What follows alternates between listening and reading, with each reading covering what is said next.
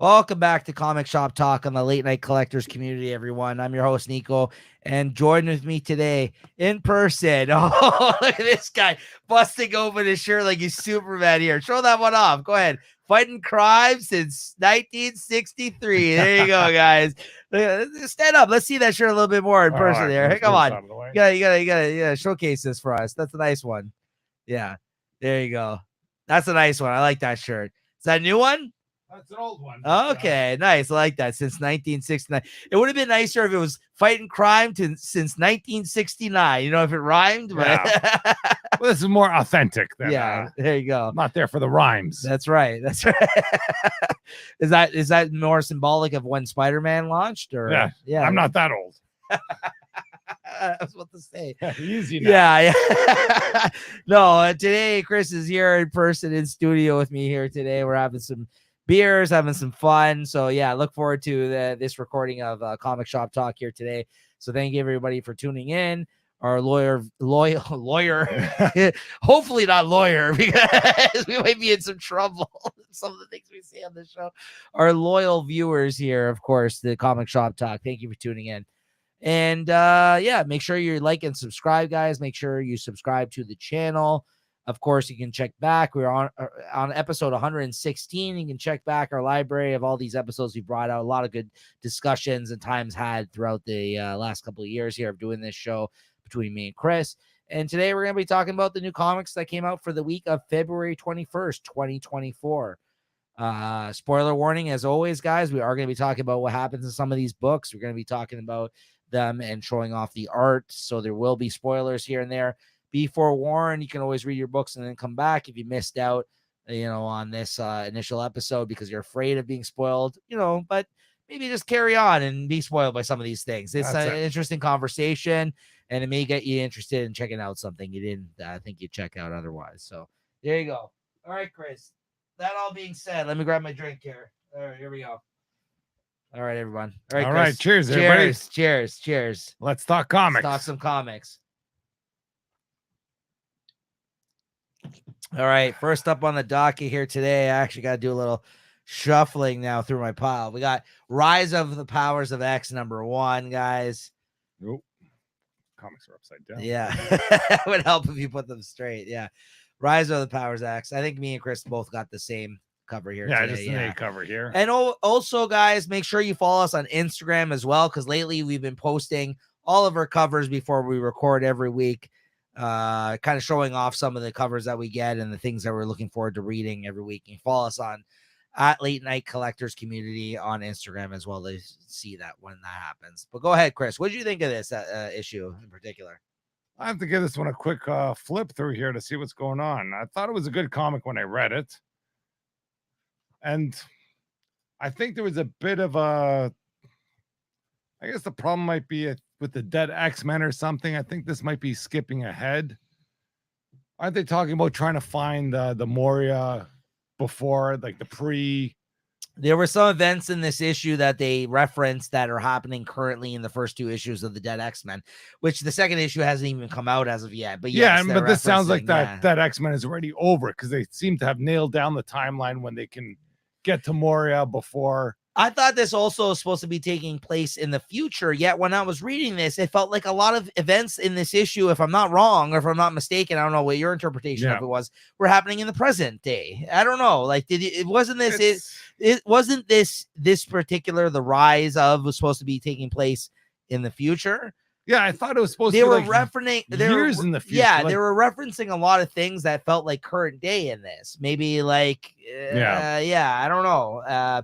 Obviously, we were both a little confused by this one, and I'm not afraid to say it. That was my big opinion about this issue, is that I was a little bit lost at times of this issue. It was well done, I thought. There were some interesting things going on, but I was a little confused by some of the events of this issue. That's what I was going to say. Yeah. Like, as a comic itself, if you just pick this comic up and read it, if you know what's going sort of on in the story, I thought it was a good comic, but as how it fits into everything that's going on. Yes, well put. I think that's a different story. I think they got a lot going on right now because they're trying to wrap everything up in the next, this month, next month. Yes. and maybe things are just getting confused. We may have just lost the thread as well, though. There's Yeah, a or maybe possibility. I'm confused as a Yeah. reader. Like, I will say this: by the end of the issue, though, it seems like the big takeaway of this issue, particularly, was they're still trying to get Moira either to help their cause or take her out in this setting. And it seems like at the end of the issue, Professor X put up a little message in the sky to her saying, "They don't win, I win." yeah, I believe that was him that put up the message at the I end. think so. And he's Reaching trying out to her to let her know, like, do not go down this path with Orcus. Kind of messing with her because they don't technically win. They're actually in dire straits at this time. But I think he's kind of trying to like let her know, like, listen, we got somewhat of an upper hand at this moment in time. I'm giving you an out here. Come help us because I know you'll help our cause, right? at that time in her life. That's early. That's right. Because the other plan A is to go there and kill her before she can reset everything. And I think they're still trying to find a path. Yes. Outside of that, I think we're both right in the sense that this story is still taking place in the future, but there was some going back to the past events in this issue, in this one particularly, because I think the first issue was all in the future. This one, I think they're kind of touching base with the past. Yeah, I think they're bringing it all together. The events that are happening in Fall of the House of X or whatever, the other series, and then this is the Rise, right? So, as you can see here, there's some big things that happen with Jean Grey here in this scene. And then, we had this whole very dark moment, it seems like, in the storytelling here. And then this whole Professor X kind of moment here at the end where he's kind of reaching out to Moira. It looks like they're on their last legs here against the Sentinels as well as Orcus. Yeah. And he kind of reaches out to her, letting her know, otherwise that, like, yeah, by the way, they don't win, I win up in the sky here. And I think that was the kind of the big turnaround moment of this issue. Which could bring it to the next issue. Yeah. That's what I mean. That stuff was all good, but I would be lying if I said I understood everything in this issue. I think it's a little convoluted for my liking, but I don't know. We're just so far into this Krakoa era at this point. Like, I just hope they land the ship, land the plane here at the end of this fucking, we'll see, right? We'll see. Well, either way, it's coming to an end, and we'll see what the end is. What'd you think of this? But I'll give it a 3.75. I read my mind. Yeah. I thought it was a good comic. I can't give it more than that as a result of not understanding everything. But there was some good moments in here. 3.75 out of 5. All right. Up next, we got Cobra Commander #2, the newest release out of the Energon Universe line of books from Image Comics. Me and Chris, I believe, we got the same cover on this one as well. Not the best cover out there. There are some better ones, but hey, I don't mind this cover. Not bad. What'd you think of this, Chris? Well, I didn't really have this on my pull list, but they're throwing it in there, and I don't mind. Yeah. And this comic sort of gave me a bit of the Scarface sort of vibes there. We got a bit of chainsaw action. The violence in here is like over the top. I don't know if you remember back in the day, are these the Dreadnoughts? It's the Australian freaking guys that used to hang out with is it Zartana? I think his name was. Yeah. I don't think he was referenced in this comic. No. But his Dreadnoughts were, and they're like, I don't know, they're hanging out in, I don't know, some sort of swampy area of the States or something that few people seem to roam in there, and they take the chainsaw to one guy. And I like how you like it into Scarface. I actually didn't even think of that, but you're right. That is a very like Scarface moment at the start of this comic. Yeah, very much so. Yeah. I like that. Yeah. And, and it just goes on like hyper violent. This comic, hyper violent. Yeah, that's one of my favorite. I love seeing whatever that what do they call it? The Thunder Machine. I think I might even have that toy. And that was freaking awesome. That's like a freaking souped up vamp. Can't go wrong with that. Yes. And this, I think I like this better than the first issue. The first issue was a lot of wacky stuff going on with Cobra Law and his whatever world. And this is kind of bringing it back to Earth there, and just Cobra Commander trying to get his business on here. I like this moment too, where the handler from Cobra Law, who's with him, is trying to kind of like rein him in. And he's just like, listen, like, he's like, cause he keeps referring to like, these are your people, like referring to the humans. Cause like, he has like an attachment to the human. He's like, no. Like, listen, he's like, I don't deal with this bullshit here either. Trust me. Like he keeps trying to like assure him, don't worry, I got everything under hand. I got everything in line, don't worry. And like there's a guy who like gets in his way in the woods here in this issue as he's trying to like infiltrate the dreadnoughts like kind of situation that they got going on there because they have something that he needs. Yeah. And he's like, listen, you're supposed to defend me. Stop this guy from attacking me because there's some redneck that tries to like get into it with him in the woods here. And this guy just goes up and just like fucking headbutts the shit out of him, just destroy, as you can see on this page here, just killing the shit out of him. It's very fucking violent, this book. Like honestly, you guys, this is the thing. There's a lot of people hyped up for this new Energon universe stuff, and there's been G.I. Joe books and Transformer books around for a while in comics. Yeah, nothing like this. Nothing like this. This is like super mature kind of like content type stuff with good creators on it. It's just some good stuff, absolutely. And then he comes in and he sees all these like dead bodies hanging and stuff in the Dreadnought's quarters here, and then he gets them. They show up and they're like, "The fuck are you doing here, spot?" Right? He's like, "Listen, you got something I need." Yep. Just get out of my way, right? He's just like, make way for me. Just give me what I need, what I'm looking for, and I won't bother you. And then, he shoots at them. They duck and weave, and he ends up in the swamp at the end of this issue. With I guess it's in the swamp, whatever he's looking for. Like wherever the swamp. Energon. The Energon itself is apparently in this swamp, which that the G.I. Joe and the Transformers are going to cross over as a result of this, right? Yeah, they're all searching for Energon at this point, right? Yeah. But why? I don't know if it was clear. Why are the G.I. Joe people looking for Energon? I don't know why they're looking for it. Like Cobra Commander might be looking for it. That's who's looking for it. From the Cobra Law guys. Yeah, they're like, that's a source of power. Yeah. Okay. And then I think in Duke, he's just trying to figure out what's going on. Right. Yeah. I mean, like this last panel of the last page of the issue here, he there's like some mutant like Crocs or something that he just dips into the water with because he's looking for the Energon. Yeah, but we'll see what happens with that. Not bad though. I agree. Better than the first issue though. Yeah, not bad at all. Yeah, good stuff. What'd you give this? No, I'll give this a 4. I thought it was a great one. I think I'm still gonna give it a 3.75 out of 5, but still good. I'm still enjoying this, but I think compared to Duke and compared to Transformers, it's my least favorite, but that's not to say it's bad. Yeah, it's definitely still good. Yeah, I'm enjoying the whole line. Yeah. All right, next up we got Batman 144, guys. This is Joker Year 1 Part 3 this week as this weekly event continues on.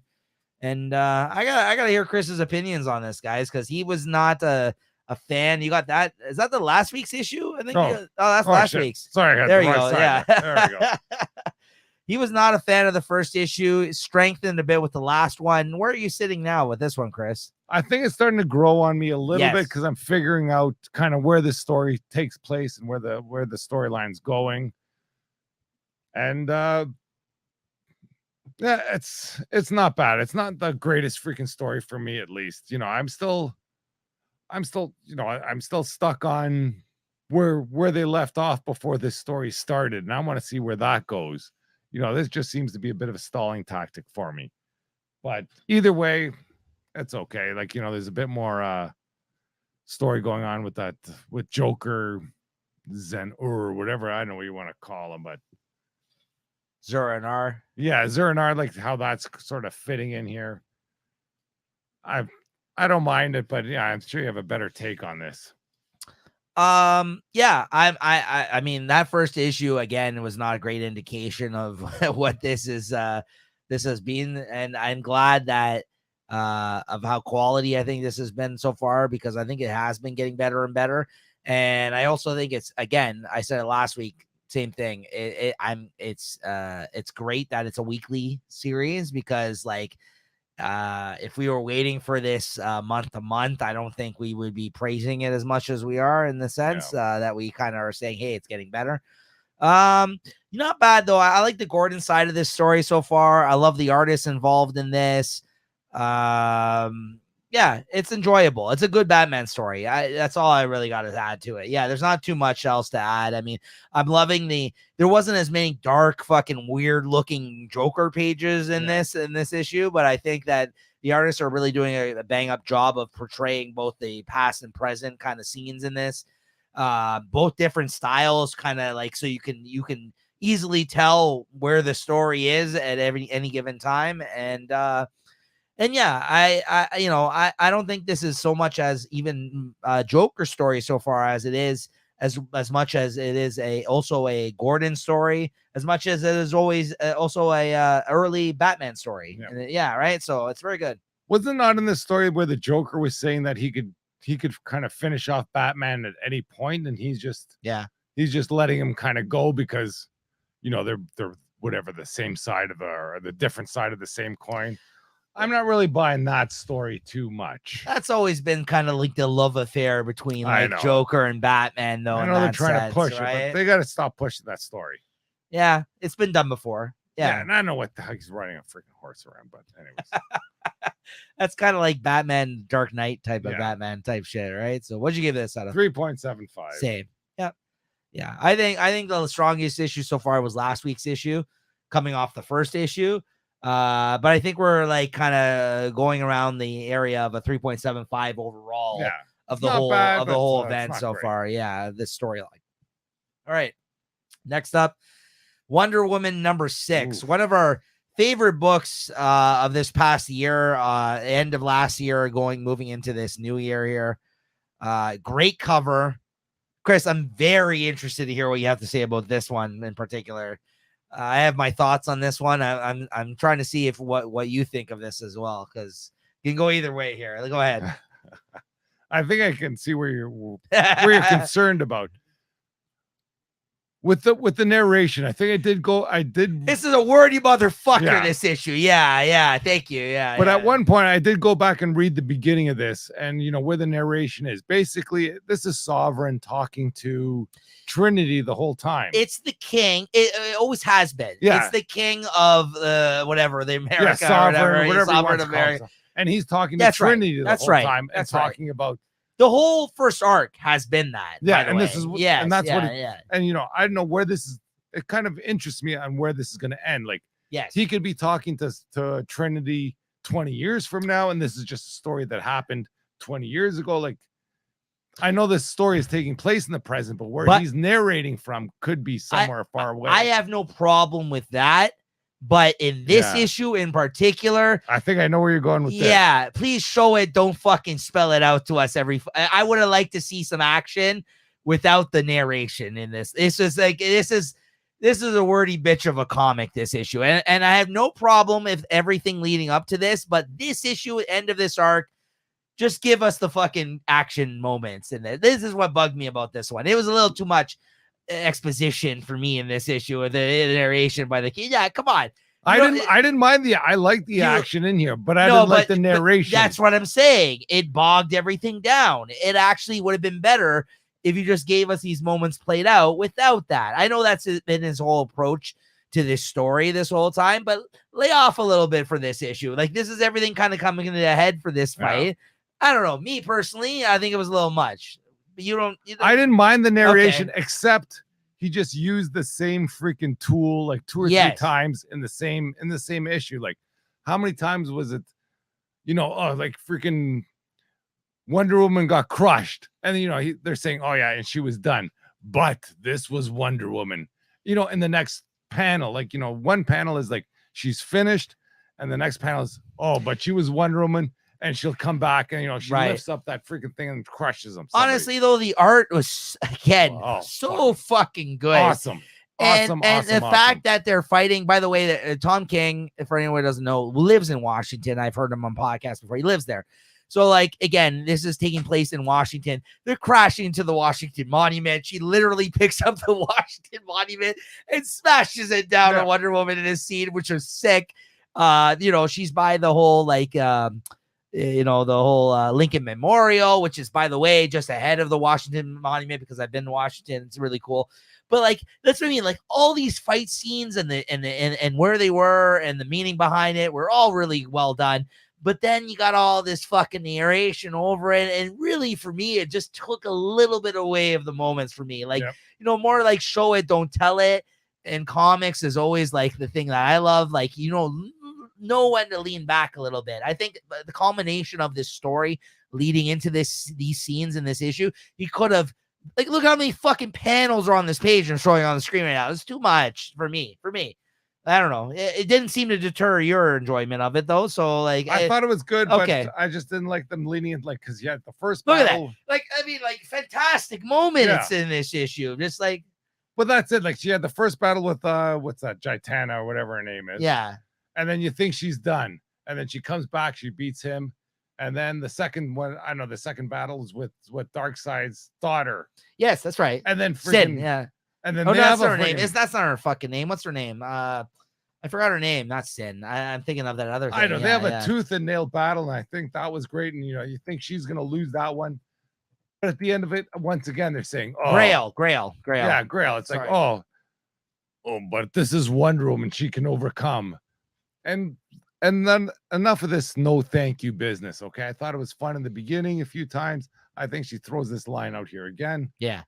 Just a little bit laying in things a little bit too thick. Yes, I agree. But if you take out those lines and you take out some of the narration, I thought the battles were freaking great. And I agree. the art is freaking awesome. The art is great. That's what I mean. This could have easily, though, this week been my favorite of the week. I'm just gonna I'm gonna spoil it for you. It's not, but it just the approach and how they told this issue just killed it for me a little bit, because there's so many good things in this issue, so many things that it's built up to, good moments, great art.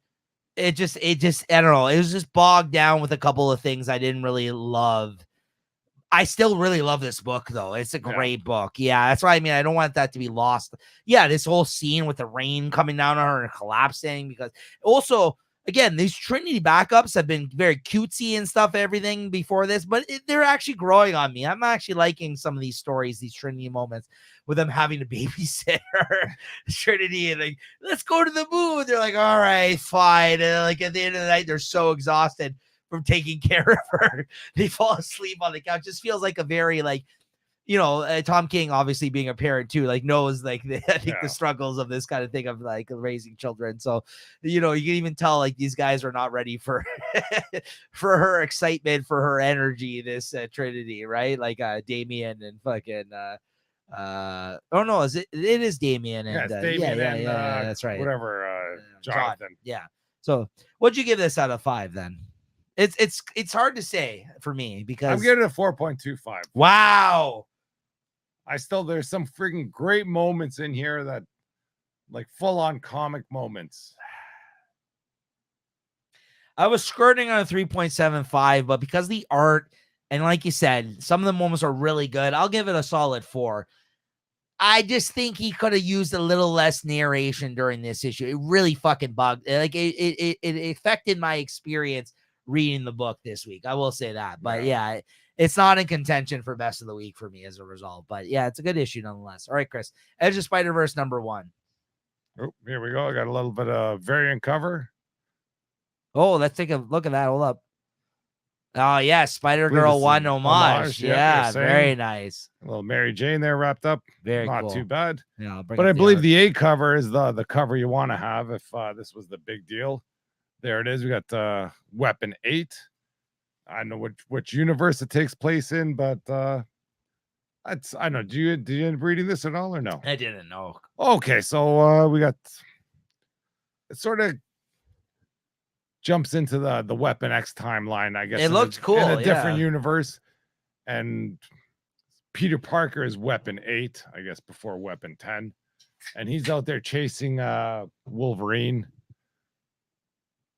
And he's got that big freaking giant mask on. And this is one of the only times that the freaking giant mask works, because when he takes that mask off, he's got freaking 8 eyes underneath there. Yeah. And why he's Weapon 8, I guess that's it. And he's the best at what he does. So I guess he's been trained this whole time as in the Weapon H program or something. And freaking he fries freaking Wolverine right there. I think he's got napalm in there that he's got the claws or whatever in Wolverine. Wolverine's like, whatever, my healing factor, I'll take care of this toxin. He goes, yeah, it's not toxin. Boom. Six in some napalm there. And then he does some freaking crazy stuff to Captain America here. And he drops one of those spikes, boom, right through his forehead. Freaking kills him straight out. Awesome. Yeah, that is pretty fucking crazy. They Like, keep bringing you in with these Edge of Spider-Verse series, right? I don't 'Cause want like I only bought it because of this cover, yeah, but I'm so glad I did because this was a great story. And Yeah. I loved it. yeah. And then I don't know what the second story was. Spider Bite. Yeah, Spider Bite. Yeah, pass. And I think the The third shocker. story was something with Miguel in Spider-Man 2099 where they're trying to freaking Oh, yeah, there's Madam the, Web. yeah. Woo. Is that Dakota Johnson? I can't tell. I know she in an ambulance there, but yeah. I know there's some freaking big spider event happening that she needs to talk to him about because he seems to be the I don't know the best spider person out there to freaking rally the troops. But Right. anyways, if that story may become something, but I don't think I'll be I don't think I'll be around to follow that. But that Spider-Man 8 or whatever, Weapon 8, I think that might be a character that's going to have some legs that's going to make its way around somewhere. That's good stuff. I'll give it a 3.75. Nice. All right, next up, we got a couple here ahead of you here, Chris, that you only read. Catwoman 62. Ooh. Yeah, Catwoman 62 is still part of this 9 Live story here. Here she teams up with Amanda Waller. Somehow she gets stuck on the Suicide Squad. And I don't know why she's like, with that Amanda Waller business. I guess she gets implanted with whatever that freaking thing that blows up your head. Mm-hmm. I still don't understand why she's even in there. The team she gets stuck with, it's all good people. And I don't even know what they're out there freaking trying to do. But they get it done and it all works out in the end. The storyline's not bad, but it's not great. I'd give it a 3.5. The cover's great though, and the art and the story's fine. And there's some stuff going on with Shazam, and they go into he's got a secret throne room, and there they got that freaking a sacred cat, and this cat is what's going on or what's giving kind of because the Egyptians worship cats. and then it's kind of getting Selena whatever Catwoman to talk to the gods or something. Okay. So it's kind of powering her up or giving her some more background to her powers, and she's not just a cat burglar that calls herself the cat. She has like some freaking divine wisdom that's behind her. That's crazy. All right, next up, let's take a look at this nice cover you picked up. Incredible Hulk number 9. Yeah, well, it's a great cover. Take a look at that. Yeah, that's a nice one. Cover. I got the freaking glare on here. Yeah, sorry. That's all right. Bring it up on the screen here in a minute. But yeah, it's I pretty much only picked this up because of the cover. Yeah. And yeah, it's just still more of this freaking Hulk stuff, and it's not. I think the artist has been changed. Yeah, this isn't great. Yeah, I don't even know which artist this is, to be honest. I sorry to chime in. When I was putting the art together for this issue, I was like, "Whoa, who the fuck is this on art on this issue?" Yeah, wasn't Nick Klein before? Yeah, and he had some great stuff going on. Yeah, I don't know if you want to fast forward to this one scene where they show Hulk changing back. Or Bruce Banner turning into the Hulk, like in the other ones with Nick Klein, there it'd be some freaking heavy duty stuff going on, body horror type shit. Yeah, here they're trying to do the same body horror, but the art just isn't up to par. Yeah, here's the start of it right here. Yeah, like you had a freaking hand coming out of his mouth or something, and I think there's some stuff going on with. I think they're trying to reinforce the story that Betty just doesn't work with the visuals. It's Betty Brand, right? Or no, Betty. Yeah, who's going on with that's Hulk? No, Spider-Man. Betty Brand with Spark. Yeah, isn't there a Betty with Hulk? I'm not sure. Who's Hulk's girlfriend? Betty.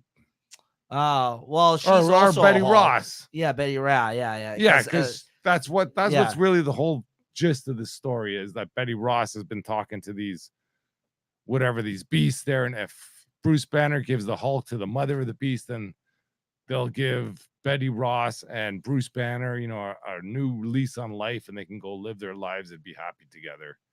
But Hulk or Bruce Banner knows that he can't release the Hulk to anybody, like he could if he wanted to, anyways. So I don't know, it's still a wacky story, and maybe I'll read the stuff online, but until they get some more sick covers, I think I'm out. Yeah, 3.5. That's how I feel about it. All right, next up, Spawn 350. Oof. Big fucking milestone here. Oh, yeah, which cover do you get? Let's take a look. This guy just picked up the 8 cover because the 8 cover is awesome. It's a very glare shit. Yeah, that's nice. Okay. Yeah, that's a nice one. That's the art has always been spectacular in this one here. And once again, this is the final battle for the Seed of Hell. Everybody thought I think there was Spawn fighting Sin. Oh, that's the same cover here. Yeah. Yeah. There you go. There was a lot of variants. That's why I was like, show that. Yeah, I just went for the top one because Okay. there was like none of the variants were freaking like super spectacular that I had to get into. Right. And I think in this one here, I think Spawn basically pulls a fast one. I think near the end, or not in the middle of the comic, they have the 3 big people that are fighting for the seat of the throne. And then Spawn gets Nyx. Is it NYX? Is that her name, Nyx? I don't know. Yeah. I don't know. Anyway, Nyx. she's the one that ends up taking the freaking seat of hell.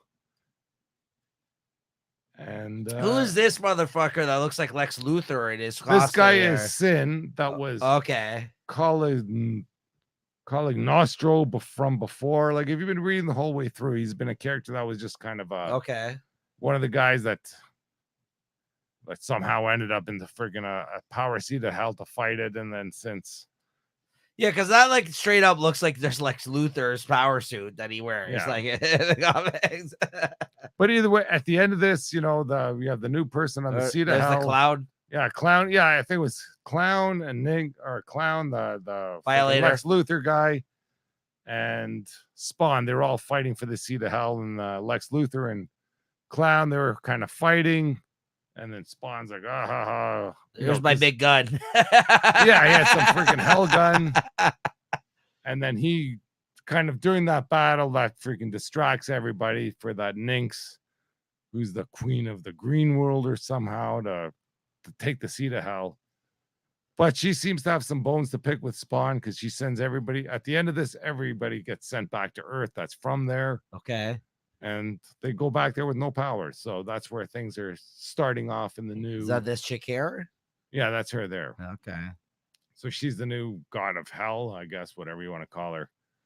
And then they send back all the freaking, like, the Scorch and all that. They're all sent back. Fucking Dalsim from fucking Street Fighter with fucking 4 arms. Look here. Well, yeah, he's freaking trying to, new queen of hell. Get out of here.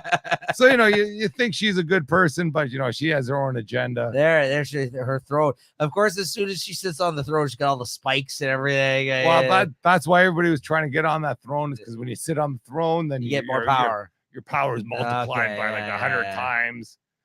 Oh. And then, like I say, in the epilogue, everybody's sent back to Earth, but the Spawn has no powers. Still looking for Wanda. Well, Wanda was there, but now she's gone. And now I heard in the Scorched issue. Now I heard of this. You didn't talk about it last week because you hadn't read it in time. I don't know if you read it still. I heard that because that's his ex-wife, right? Yeah. I heard that she like finally was just like, leave me the fuck alone already. That's what I heard happen in that Scorched issue. Also, I heard one of the people that ended up joining the Scorched team is the creation that was created by Todd McFarlane and Robert Kirkman, which was Haunt, which is like a very symbiote, kind of like it looks like a ghostly fucking. He's part of the team now as well, right? Is that correct? Yeah. That's what I heard though. She was just like, leave me the fuck alone. Like, I don't want your. I don't know. At least in this issue, she's the one that freaking led Spawn in there. She escaped heaven to come down to hell to help him. Right. And then now that he got booted out of hell because once the new ruler of hell is there, so he can't go back to hell. Right. And I guess that's the new status quo for the next few issues is that all these Hellspawn people don't have their Hellspawn powers anymore. I know you're in and out on this series for the most part, but what would you give this one? Do you think it's a good 350th issue? Like what we was? I don't know. Like I say, since I've been in and out, it's I haven't been seriously invested in that, and this didn't freaking go. Holy smokes, what happened here? Right. But I'll give it a 3.5. Okay. Next up, we got Firepower number 30. Did you read this? I did not read this. All right. This was the conclusion of the Firepower series, written by Robert Kirkman, art by Chris Samnee. It was good. Listen, as much torture and bad times that Robert Kirkman likes to put his characters through in his stories, Robert Kirkman of The Walking Dead, of course, he's a sucker for happy endings, and this was one of those. I mean, we lost a couple people along the way, and some bad times for some of these characters, but at the end of the day, this was a nice happy ending for everyone involved, or at least anybody who survived. They're still dealing with his fucking dragon that they couldn't defeat. Apparently, it looked like they defeated him. Then he got back up, and they had to fight him again. And then he ended up killing his father, the main person in Firepower, and the kid's grandfather as a result. And in this issue, they found out finally, even though they were all able to figure out how to hone their powers and shoot fireballs and everything, they figured out that the reason why people are able to tap into this firepower and shoot different fireballs and different colored fireballs is because the different fireballs are representative of different feelings. So if you have, if you're sad, if you're mad, if you're happy, you can channel those feelings into yourself. And the whole time this guy has been putting his love into a fireball, which is the main color of fire. And he finds out in this, like, there's envy, there's, all the feelings that you can have can create different fireballs. And then it looks like the greatest fireball of all that he hasn't been able to own this whole time, that's been hurting their effort against the dragon and all the bad guys so far that they shoot out, is green, which is hate. Ooh. So they have someone amongst them that is able to channel that, and together they all come together as a family and as a team and take out the dragon. He goes back into his hibernation hole because he gets so beat up by the end of this issue, where he's like, I'm gonna hibernate for the next 1,000 years or however the fuck long this guy hibernates. And they take out the dragon, and by the end of it, it looks like they've won the day. Then his friend that was fighting alongside them, he becomes possessed as a result of this bad guy that they were fighting before that got inside of him. So he ends up having to fight him, and he ends up surviving, though, even though he takes him out. Once they channel these other fireballs and learn of the reason behind them, like how they can channel these powers. And yeah, he takes them out at the end. And then it's all good. They win the day.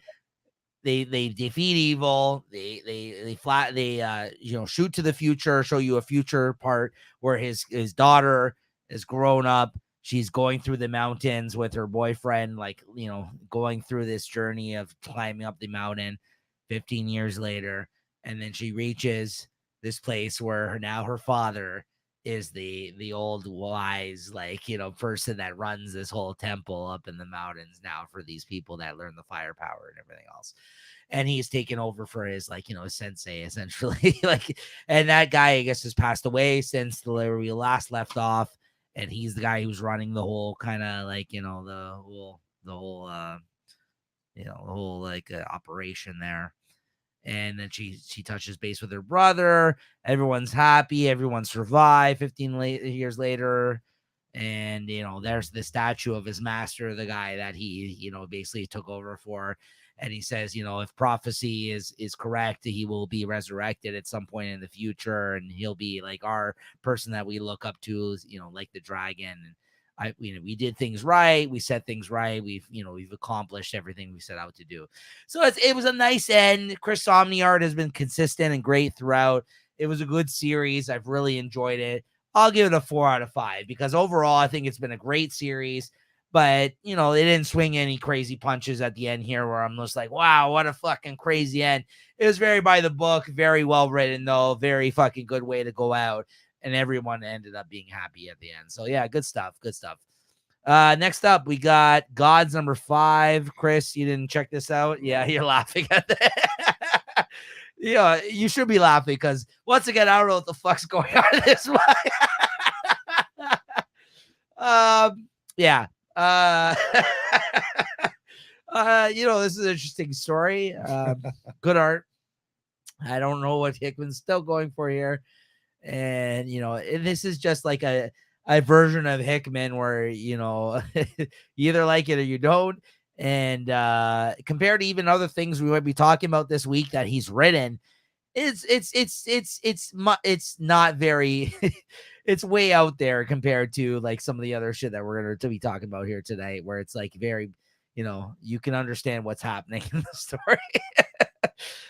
Listen, I can't tell you what's happening here. It's very confusing. There's a group of people that um that are like almost like nurses in some sort of home in this magical world that are housing people for whatever reason because they did wrong by by folks. And these magician type fucking powerful people come in there and they get their people back. And yeah, that's pretty much the story. I'm sorry if that does not make sense to you, because it did not make sense to me. And I'll give you a 3.25. It seems like he writes the story like he thinks everybody knows what's going on. Like it's like he's writing the Ultimate Spider-Man, but you know, like everybody knows what the Spider-Man history is, so you can see what. Well, I mean, the book I was referring to this week was Ultimate Spider-Man. But the thing about Ultimate Spider-Man is, unlike everything Hickman has ever written, I think it's actually very accessible, and you can get in on that story. Yeah, whereas knows the world is. Yeah, whereas this, you're like, I don't know what this is. I don't know what's going on.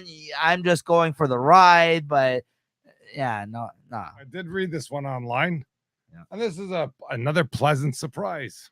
Yeah. This is Zorro character. It's not really Zorro. It's just some kid that thinks he's Zorro, and he's talking with the freaking the Zorro patter, let's say, and his sister is a narcos or a gangster type person, and she's trying to save him, but he's just stuck in this whole whatever, I guess Zorro belief. And the problem is, well, maybe not the problem, but the fun part of the story is everybody around him is freaking falling into the same belief of the story, or the belief of Zorro. And it just keeps on going from there. And I think it's a great story. I think it's I loved it. I love the story. I love the reading. I love the pace of it. I thought it was a pretty good story all around.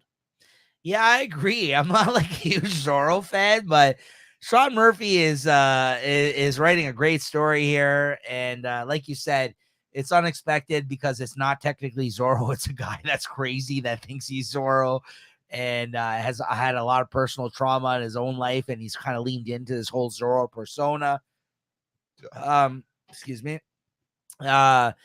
Great art, of course, by Sean Murphy along the way, and a very intriguing story. I like how the guy that's one of the dudes that works in the cartel is basically Danny Trejo. His name is literally Trejo in the story. Like the way he draws him looks like Danny Trejo. And you know, it's like Once Upon a Time in fucking Mexico type shit. You know what I mean? Like I kind of like all this stuff. It's really good. And there's a whole scene in this where the DEA comes in on they're trying to like infiltrate the cartel with the help of the dude's sister that works for them, the guy who thinks he's Zorro. And Danny Trejo fucking comes in and he like sniffs him out right away and shoots this fucking guy in the head, like without hesitation. And then by the end of it, this guy has to come in with his crew there, people helping him. Actually, I guess, you know, either thinking he's Zorro or just going along with the act right now. Yeah, and they got that other guy coming into the El Cementerio, who seems to be, some badass army type of guy. And I think that's going to be a nice addition to the cast of characters. I love how he's got like a pet fox that just hangs out on his shoulders too. Very cool. Yeah, I'm into this story. This is honestly like, I if you're not a big fan of Zorro, I don't think you need to be, because there's enough great story and art in this story that you should check it out. It's very much well worth it, I think. Yeah, what'd you give this? I give this a 4, no problem. Same, 4 out of 5. Good stuff. All right, Titans number 8. Did you read this?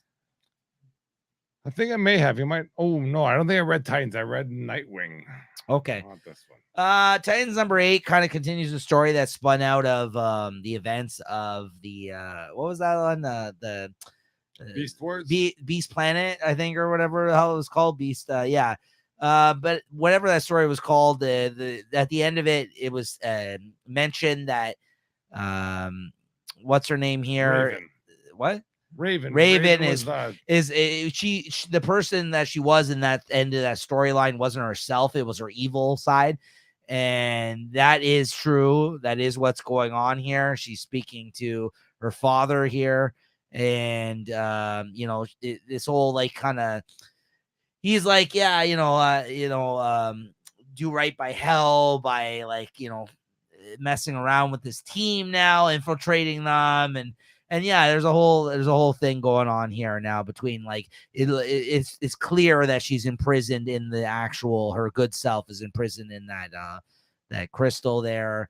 And yeah, we'll see what ends up happening there. And then there were some other interesting things starting up within the Titans storyline with the team with Gar. Now, because of everything that happened during that event, people are afraid of Gar and they actually don't trust him anymore. Like, so like people that are even saved by him in this issue in particular attack him because they're like, oh, you're the guy that was part of that whole animal, Beast Planet thing that happened or whatever it was called. Yeah. So he's no longer being trusted by everyday folks, and that's causing an issue. And looks like Garth, the Aqualad type character here, he's back on the team and he helps somebody in this issue.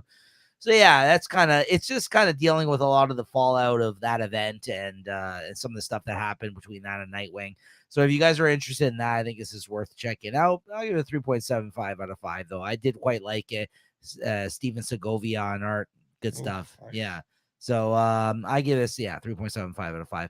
All right, Chris, Batman Superman World's Finest number 24 this week.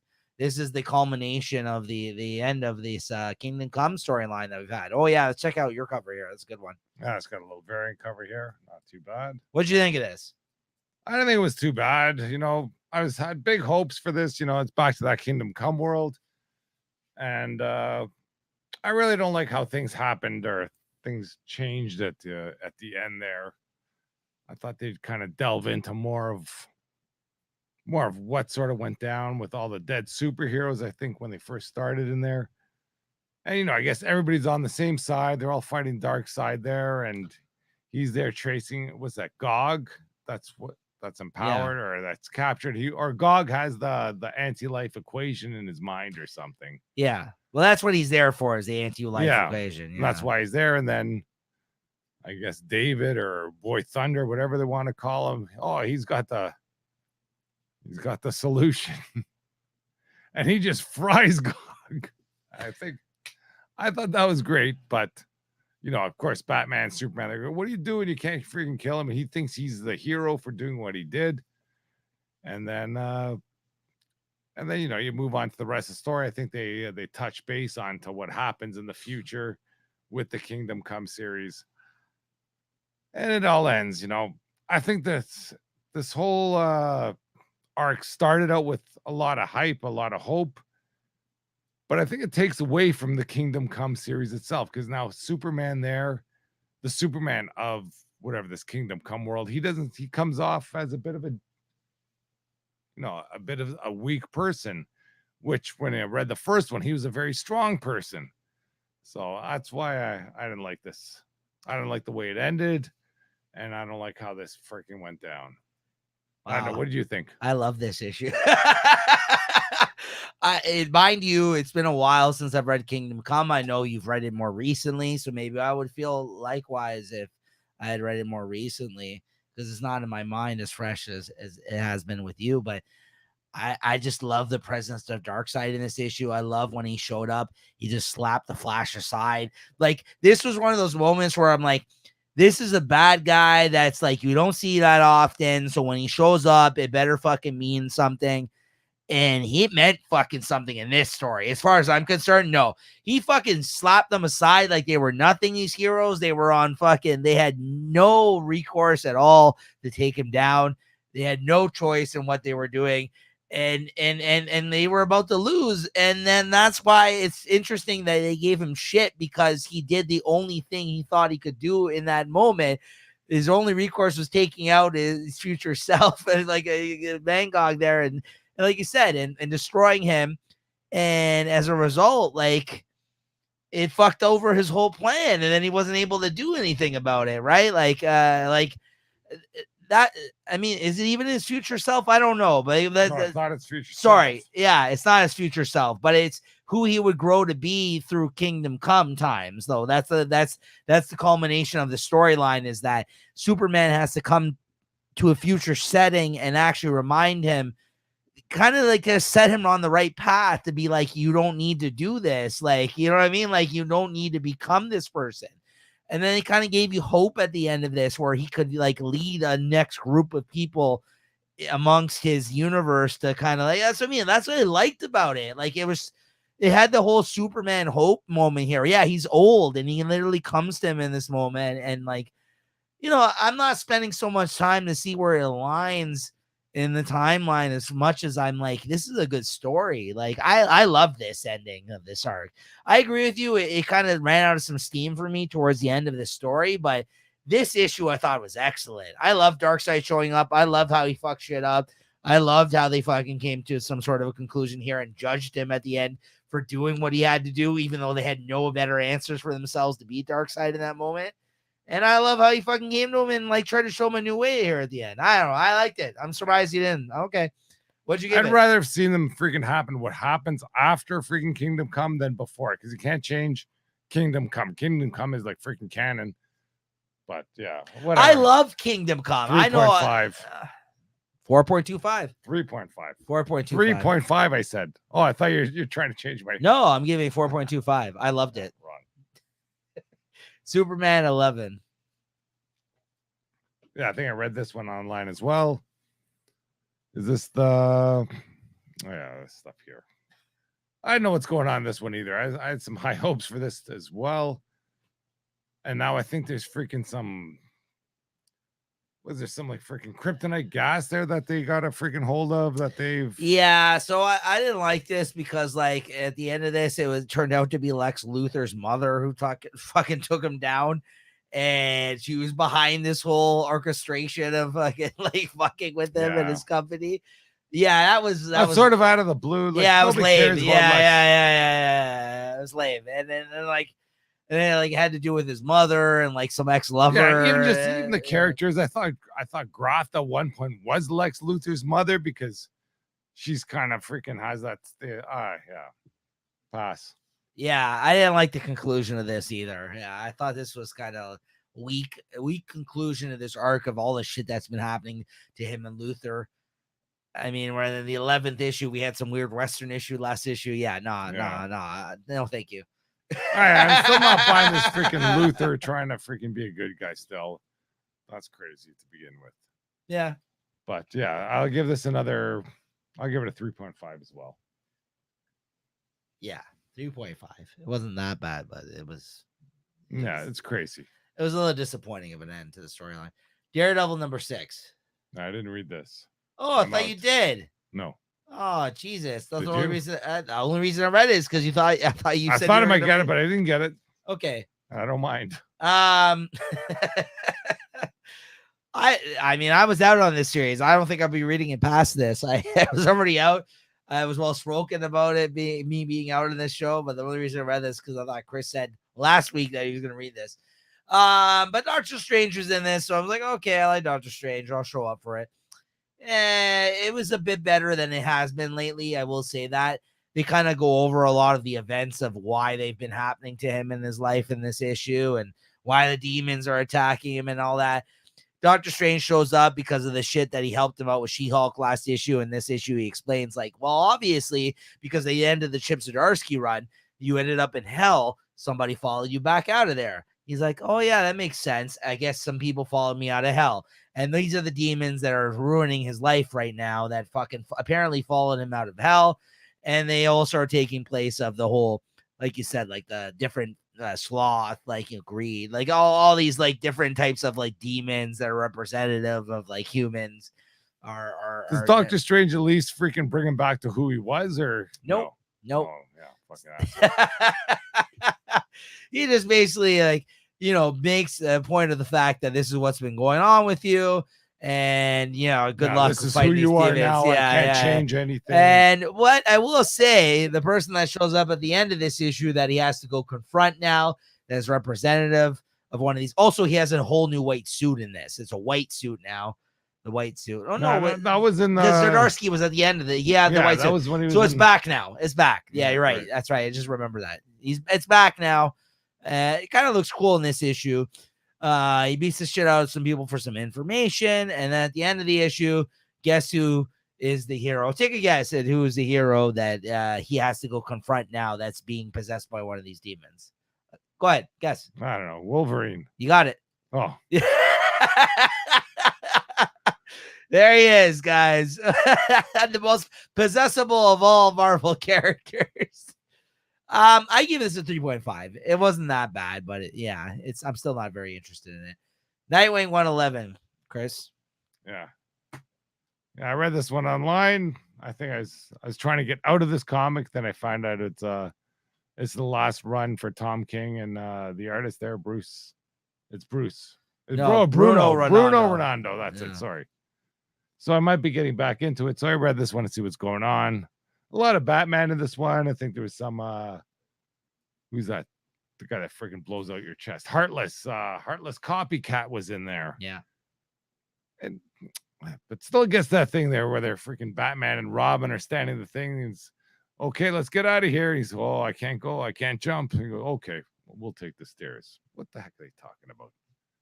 I'm still not down for this. I don't know what to call it. You're killing me tonight, Chris. I love this issue. Anyway, how did he get there so quick? Batman was fighting those guys. He puts out the call to Oracle. And during that same, like, how long do these fights last for? Like 20 minutes?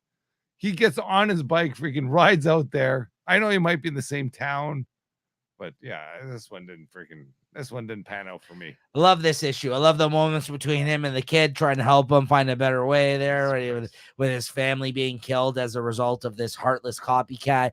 And it references past occurrences with Dick Grayson and Bruce Wayne. Oh, never mind the backup story there too. Great with the stuff. Son of Gray. Great stuff. Great fucking stuff. He's playing video games with him. He's helping a kid in need. Chris clearly has no heart.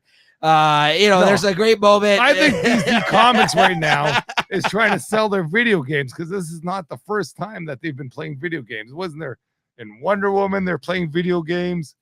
There's all these other issues. They're playing video games. They're trying to freaking push some sort of freaking hidden agenda there with their video games.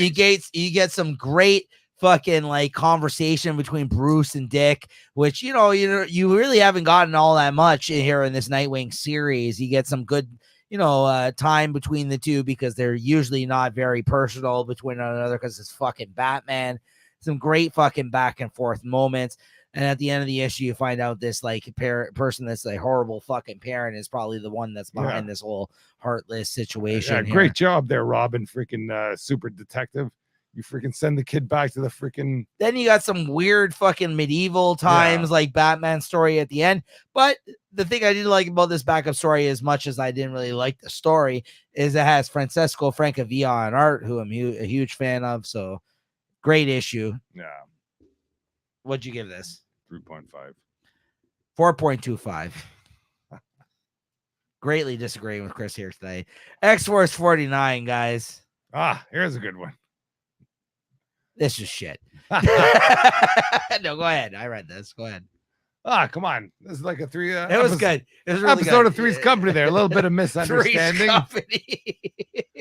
Freaking Beast has escaped from their greenhouse. And then Wolverine and the higher ups there, they all think that he's going to join up with Beast or with Beast Prime because they're both on the same page. But, Beast Prime he's in his Krakoa suit there, doing whatever he's doing out in the freaking California coast. And Beast, whatever, the new Beast, he's out there freaking trying to make his way to the California coast. But he's going there for a whole separate reason. He's going to go find out his old buddy, Wonder Man. You haven't seen Wonder Man in ages. And it's the great reason why you haven't seen Wonder Man in ages is because he's become a pacifist. He doesn't want to fight anymore. But this is the Beast from whatever 20 years ago showing up to talk to Wonder Man, and Wonder Man doesn't know what's going on. He's like, what the hell are you talking about? But then I guess he realizes that this is the beast from yonder. Yeah. And, he pulls Wonder Man back into the fray. Great stuff. Only thing I don't like is freaking Colossus when he's not freaking in steel. He's got to get some pants on or something. He can't be wearing that tunic. But yeah, it's good stuff. But now the X-Men are hunting, or whatever, the X-Force is hunting the new beast because they think he's going to freaking meet up with the old beast to cause some stuff. But even still, the freaking Beast Prime, he's still trying to do the right thing. He's still in his mind. He goes, well, in history, once I freaking defeat the humans here, I'm gonna fucking go after Orcus. So he's still not that bad, I think. This was terrible. I really didn't What? like it. Come on. Joking. No, I love this. This was good. Yeah, I mean, obviously I like him reconnecting with Wonder Man. I really like the moment where he's out disguising himself in a fucking trench coat, like it's fucking Raph from the Ninja Turtles. Yeah. You know what I mean? Like he's gonna that scene was great. I put up those pages earlier. Like I liked him in the fucking trench coat. And yeah, I mean that's it. Obviously it's ending with next issue. It's coming to the culmination where that beast is going to go up against the other beast because he doesn't agree with what went down with this other version of himself, which is great. Who knows? But it looks like that anyways. Yeah, great stuff. I think they're bringing it into a great conclusion to a great series, and at least in the second half that I've really been enjoying. And yeah, I'm looking forward to the conclusion of it. Really good stuff. Really, really strong, good stuff. Good character moments. Wonder Man, what more can you ask for? So yeah. What'd you give this? I give 4 all day. Yeah, I mean, I fucking give it a 4, maybe even 0.25, honestly, this week. Yeah, good stuff. All right. Ultimate Spider-Man #2, the last book of the week here. Great Marco Checchetto cover. Yeah, go ahead, Chris. Well, Spider-Man #1 started out strong, a lot going on here. I guess here we see the fallout. He gets his powers. And he's rocking with a black suit, like the symbiote in the Spider-Man suit almost. Well, he just hasn't, I guess you see some hints of maybe the suit there. He hasn't, I guess you can program this suit, whatever they call it, the Picotech suit. But it does have some similar properties to a previous suit he might have worn. For sure. Which, who knows what's going on in this world. Maybe it could be a symbiote sort of. I'm not saying it's a symbiote suit, but it could be. It's a black costume, though. Well, it's a black costume because he hasn't put a freaking color to it yet. Maybe he can do that. I don't know what this Picotech technology can do. Right. Because his daughter does draw up, the little spider there. But otherwise, that, I don't think anything freaking super spectacular goes on here. I think it's good stuff there. He's trying to. And he is on the cover as a red suit, by the way. Yeah, he's been running a whole red suit the whole time, but I think that could be a red herring. But yeah, we'll see where it goes. It's not a bad issue. Nothing great happened in here, unless, there's all these freaking Easter eggs that we're missing or that I'm missing. But yeah, I didn't mind it. While nothing big happened during this issue, I'm just enjoying the experience, and I am enjoying Hickman a little bit more scaled down and not big picture Hickman, telling just like a ground level type story in this. I think the art by Marco Checchetto is fantastic. He's never looked better, even in comparison to the Daredevil stuff with Zdarsky. I even prefer this. I think I mean it's in the same level in terms of quality, but it's just as good, if not better. Yep. And yeah, I'm enjoying this story. I want more. I want more every fucking week. I'm loving this. I just think it may not, like you said, Chris, it's not nothing big happened during this issue, but I'm just really fucking enjoying the experience. I really like the moments where Shocker was just taking advantage of his kindness, trying to he's trying to learn the ropes as being a superhero in his 40s at this time. And he's just like, oh yeah. Listen, I need this money for my family. I fell for it for the first time because who knows? So, and then the who knows what this world is? The second time when he came around with it again, even I was like, oh, so here's really what's going on. He's like, oh, really? He's like, no, you fucking idiot. He might just bust him. And then you get to see this whole new super tech Green Goblin. So yeah. I can't wait for what happens next. Like every time I finish an Yeah. issue of this series, I'm just like, okay, I need more. Like, you know what I mean? I hope he stays on this for a while. Knowing Hickman, he won't. Very good so far, though. Nah, he's got to be on here for at least 12 issues. I think so. And there's so many ways they can go with everywhere. That's the only thing that's driving this comic here is there's a lot of hope involved. I just hope that they don't really get as involved in the other Ultimate Universe things going on. Yeah, they just let this world let it cook. Yeah. Exactly. He's cooking, and you just got to let this cook some more. Exactly. No, I agree. What'd you give this? I give this a 4. Yeah. Even me almost 4.25. 4.15. It's between a 4 and a 4.25. There you go, guys. All right. So that's going to do it for the comics that we wanted to talk about this week. Let's take a look at the solicits for May for Marvel Comics, though, while we're out of here. Let's just bring those up here for you guys. Unfortunately, Chris cannot spark up a smoke this time. We are inside my place where we don't smoke inside. So, yeah. I know you used to see Chris smoke. Hurry up. Let's fucking ride these things out. Don't worry. I'll get through these solicitations quick. I'm trying. All right, I'm bringing it up right now. But yeah, thank you everybody hanging through with us here. Let's just bring this up. Pass, by, pass, by, pass. Smoke time. Cover 8. I'm out. All right, there we go. Shout out to comicreleases.com. The site we use normally for this, we're not affiliated with them, but that's who we look at our solicits from. So let me just bring them up here. Here we go. Okay. I know you guys aren't seeing this. Give me a second. There we go. It's bad radio. Chris, what have you been up to lately? Nothing good, I'll tell you that much. All right, there we go. All right. Solicitations. There we go. Marvel. There we go. All right.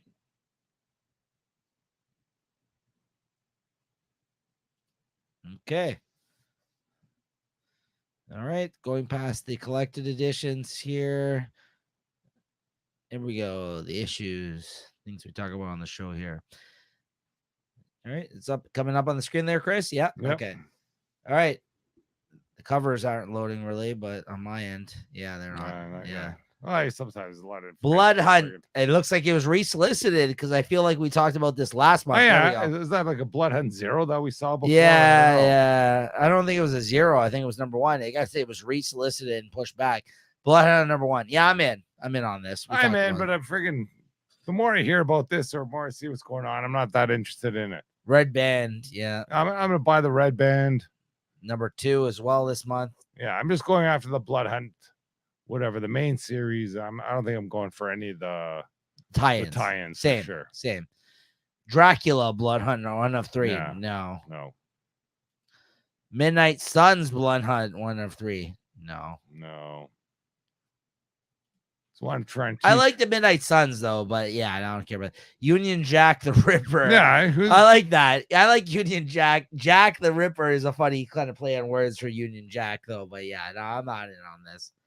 I hope nobody else buys them too, just so fucking Marvel can realize they can just put out a freaking good, a good freaking miniseries and just freaking take it at that. You don't gotta fucking soak us for freaking 200 issues. There's a Greg Land cover for Blood Hunters number 1. I know, looks good though. So they got some good writers on this issue and artists, but this is like an anthology story type thing, I guess, with different people hunting some of these people. Yeah, at the end of the day, if any of this stuff is great, I'm sure it'll be all collected in some sort of hardcover or omnibus at the end. Exactly. Black Panther, Blood Hunt, no. Venom 33, Chris. This is a Blood Hunt tie-in. Are you going to continue with I'm trying to get out of Venom, man. I think I don't like Venom at all. But that's a nice cover, though, with the Weapon X? Yeah. No, the homage there were from the Kraven's Last Hunt. Oh, yeah. Sorry, that it looked like Weapon X for a second. Yeah, that is Kraven's Last Hunt. You're right. Yeah. But we'll see how it goes. Vengeance of the Moon Knight. I might read this online, but otherwise, no. Avengers, no. It's a new team, whatever. Strange Academy, no. Doctor Strange 15, yes, because I read Doctor Strange, so I'll pick this up. The problem is too is like when they fucking infiltrate all the books, and I will only read the tie-ins of the things I'm already previously reading, but I don't like when they do it because Did they not like, freaking see what happened with Night Terrors? yeah, Amazing Spider-Man Blood Hunt, no, out on that. Amazing Spider-Man 49, yes, I'll buy that just because, but yeah, 50, I don't know. Morbius has to be in this, I would assume. No, it doesn't say that, so I don't know. That's a nice cover, actually, though. Amazing Spider-Man 50. Is this out of the Blood Hunt? Yeah, it's Green Goblin's back. There you go. He's back. Fuck. Oh, Greg Capullo cover. Yeah, I gotta get that one. I think that's the one. If that's a regular price one, I'm going for that. Although this Green Goblin cover over here is pretty fucking good too. Yeah, I don't know. Maybe the Capullo. Ultimate Black Panther. No. Ultimate Spider-Man. Yes. Yes. Yeah, Chichetto's doing good on the covers. Ultimate X-Men. No. Venom Separation Anxiety. No. Deadpool and Wolverine. WW3. Maybe. Yeah, I'm thinking I might check this out. Joe Kelly and Adam Kubert. This is supposed to be hype up for the film coming out. Yeah, I think I might be picking this up. I like these two when they're in the comic together. Joe Kelly has written lots of Deadpool in the past. Adam Kubert, a good artist. So yeah, I think I'm in. Oh, that's a Lightfall cover. Yeah, I'm in. I'm in on this. Doom #1. Yes. This is the one shot. There's some good covers there. Yeah, I wish this was. Look at this one. Oh, that's the one. I think. Yeah, that's the one I want to get. Me there, too. For sure. Yeah, Adi Greenov, I think, is the one who drew that. Yeah, I'm in on that. I'm disappointed. This is just a one shot, but it is a $7.56 page one shot. So yeah, I'm in on that for sure. Look at this, Chris. Helverine #1. Have you seen this? I did. Are you in or out? I think I'm out. Same. Like I say, I'll read it online maybe, but that's fucking crazy. Listen, it was good for a storyline, not an ongoing fucking series, miniseries. Get Fury in. Yes. This is Garth Ennis returning to the Punisher back in fucking war times. Fury's hunting down. No, it's the Punisher hunting down Fury. Yeah. In 100%, 1 of 5. Giant size X-Men #1 out. Yep. Yeah. Out.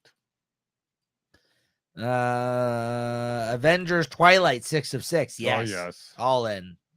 This has been a great series so far. What the fuck is going on with them there? Ghost Rider Final Vengeance 3. No. Nope. Deadpool 2. No. Kid Venom 2. Nope. Spider-Man Shadow of the Green Goblin 2. No. Nope. Spectacular Spider-Man. Yes. I'm reading this. I'll read it, but I don't know, some crazy stuff going on there because that freaking whatever Gwenpool is back, or Spider-Gwen is. Yeah, I'm in on that. Is back. Spider-Gwen, no. Black Widow and Hawkeye tying into that. Is it tying into this? I believe so. Okay, we'll see. Black Widow and Hawkeye. I'm gonna read it online. I'm not picking it up, but I'm interested. Symbiote Spider-Man #3. Miles Morales Spider-Man. No. Superior Spider-Man. You still reading this? I'll read it. Okay. But I think that's starting to bleed into Spider-Boy. I think it's going to be like the superior Spider-Boy from what I hear. Right. Spider-Woman. No. Jackpot and Black Cat. You into this? I know these covers are getting me though. I might have to buy for that cover. Edge of Spider-Verse 404. Yeah, not with that cover. Come on. Spider-Punk. No. What If Venom? No. Carnage? No. Gods #8. End of the line. I'm probably done with it now. Might pick up the train. I like Hickman. X-Men The Waiting Special #1. Maybe. Nah. You got to go for the wedding special. Wolverine 49. Yes. I'm reading it, but I'm not picking up the issues. It's great stuff, though. Yeah, 49 for and sure. 50, the end of the series. At 50, you got to get that snake. Oh, look, you see, it's just like the Spider-Man one they just did, the Thwip. Jason Mason. I might have to pick up that issue then. That's not a bad cover. Yeah, I might have to pick that up. I'm picking up that cover. For sure. Fall of the House of X, 5 of 5. Yes. Yeah. I thought it was 6. Maybe. Everything's ending in May. Rise of Powers of X, 5 of 5. Yes. Yep. Yeah. I know. Fucking Jean Grey. I think I'm going to pick up this one here. This one. I like that one. Mahmoud. Invincible Iron Man. I'm reading it. Is this going to end too? I think so. I don't know why. It shouldn't, but I mean, it's they are basically an ending it. X-Men book I at know, this but time, but like you he can can fucking let this continue. one Yeah, I ride. agree. Didn't X-Men. start out as an X-Men. Oh, book. look at that. X-Men Forever 3 and 4 come out this month. Yeah, fucking take my money, bums. I'm in. I'm in. Miss Marvel, no. No. Weapon X, Yeah, I think I might be buying this. 3 Weapon and X, 4. Yeah. X-Men 97, no. Wolverine. Have you seen all the X-Men cartoon stuff going on lately? There's no ass on Rogue in this new animation. Have you seen this? Yeah. So is that one where she's lying on her side or something? Yeah, it's with Apocalypse and yeah. There's new animation styles in this new Disney X-Men resurgence on the X-Men cartoon. Apparently, people are not happy. There's no buns on her anymore. Cable, New Mutants, Facsimile, a bunch of facsimiles. Oh no. Thor 10. Are you still in on this?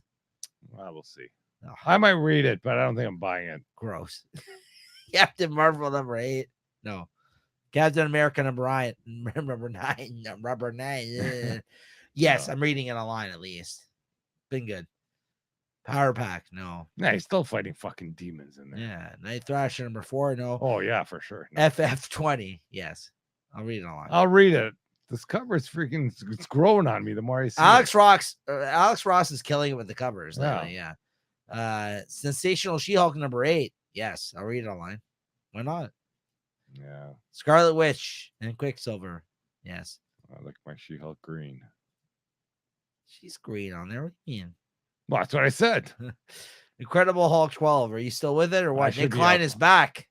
Fuck. I should be out by then, anyways. Daredevil 9. No. Unless that story. But Look at that Romita Jr. cover.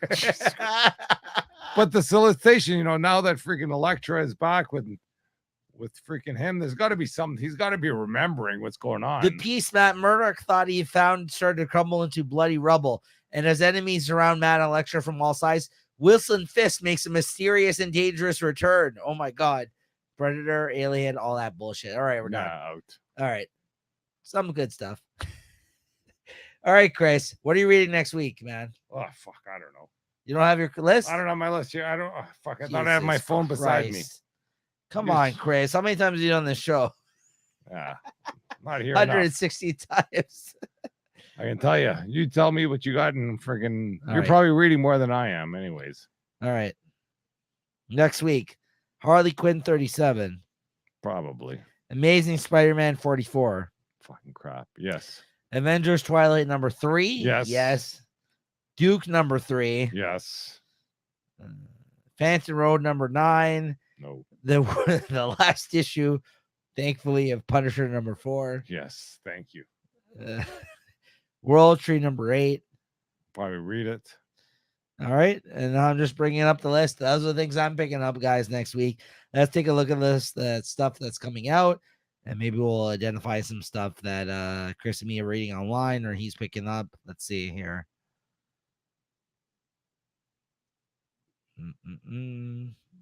This was the 21st. Next week's the 28th. All right. Let's see here. All right. DC.